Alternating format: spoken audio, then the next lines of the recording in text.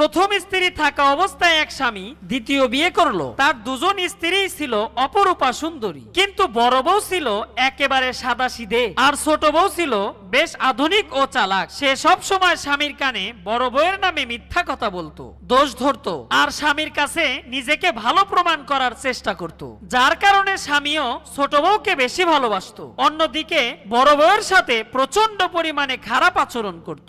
বড় বউ দুঃখ পেয়েও কোনো অভিযোগ করত না, সে নিজেকে রান্না বান্না ও ঘর সাজানোর কাজে ব্যস্ত রাখত। একদিন স্বামী প্রচন্ড পরিমাণে রোগাক্রান্ত হলো, যেটা দেখার পর ছোট বউ স্বামীর কাছে আসতে এবং তার সেবা করতে অস্বীকৃতি জানালো। কিন্তু বড় বউ অনেক পরিশ্রম করে স্বামীকে সেবা দিয়ে সুস্থ করে তুললো। তখন স্বামী বুঝতে পারলো যে ছোট বউয়ের ভালোবাসা ছিল শুধু মুখে মুখে, কিন্তু বড় বউয়ের ভালোবাসা আসলেই সত্যিকারের। প্রিয় বন্ধুরা, সত্যিকারের ভালোবাসা সৌন্দর্য দেখে নয়, কাজেই তার প্রমাণ হয়।